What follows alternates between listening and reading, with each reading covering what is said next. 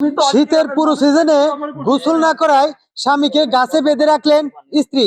দর্শক, বিস্তারিত জানতে চাইবো স্বামীর কাছ থেকে। তো ভাই, আপনি এই শীতের দিনে গোসল করতেছেন না, কারণটা কি? ভাই কারণ শীতের দিনে আমার খুব শীত লাগে, আর গরমের দিনে মনে করেন তাও গরম লাগে। কিন্তু গরমের দিনে গোসল করি, কিন্তু শীতের দিনে মনে করেন যখন মনে করেন পানিটা আমার গায়ে দেই, মনে করেন আমার এই যে খেপা কুত্তায় যেমন কামড় দিলে যে পরিমাণ ব্যথা লাগে, ঠিক ওই পরিমাণ ব্যথা লাগে। তাইলে মনে করেন এই কামড়ের পরিমাণ যে ব্যথা, এই ব্যথা কি সহ্য করে গোসল করা যায়? এই এই জিনিসটা আমার বউ বুঝে না। আমার বউ ষড়যন্ত্র করে আমার ভালো চায় না। আজকে আমার মায়ের হাতে, ভাইয়ের হাতে, ভাবির হাতে যুক্তি করে আমার এই গাছের হাতে বাঁধছে।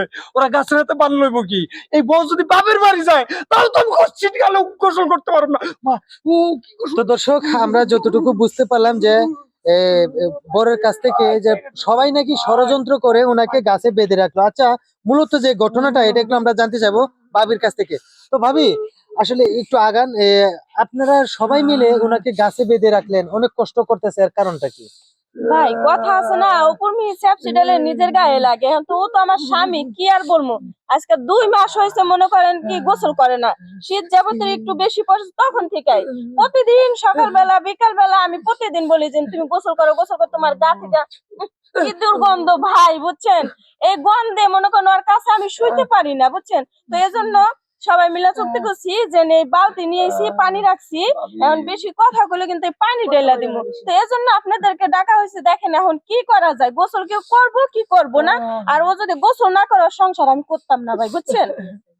তো দর্শক, স্ত্রীর কথা অনুযায়ী আমরা যতটুকু বুঝলাম যে স্বামীর গায়ে পুরোপুরি গন্ধ ছড়িয়ে গেছে এই সিজনে গোসল না করায়।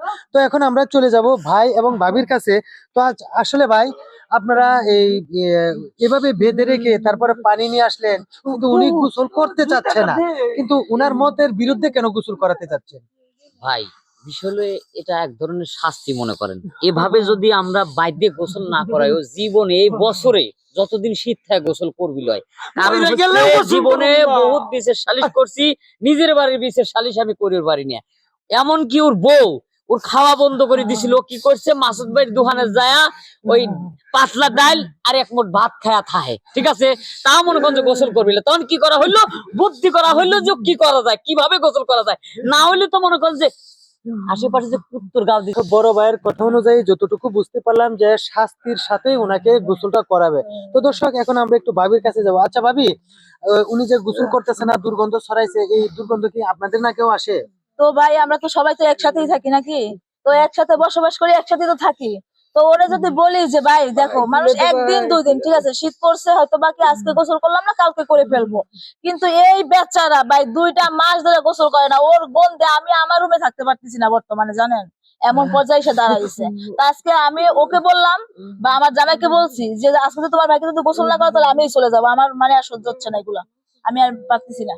তো দর্শক, আমরা এই ভিডিওটা বানানোর উদ্দেশ্য ছিল যে আসলে আমরা যদি নিয়মিত পরিষ্কার পরিচ্ছন্নতা না থাকি, তাহলে কিন্তু স্বাস্থ্য সুরক্ষা করা খুবই কঠিন হয়ে দাঁড়ায়। এই যে দেখুন, উনি কিন্তু স্বাস্থ্য সুরক্ষা না করতে পেরে চেহারার কি অবস্থা। ঠিক এরকম ভাবে আপনাদেরও পরিণত হইতে পারে যদি আপনি শারীরিক ভাবে যদি পরিষ্কার না রাখেন। গোসল থেকে শুরু করে আরো আনুষঙ্গিক অনেক পরিষ্কার পরিচ্ছন্নতা আছে যেগুলা আমাদের দৈনন্দিন জীবনে করতে হয়। তো দর্শক, আমাদের এই ভিডিওটা যদি আপনাদের কাছে ভালো লেগে থাকে, তাহলে অবশ্যই লাইক কমেন্ট শেয়ার করে আমাদের পাশে থাকবেন।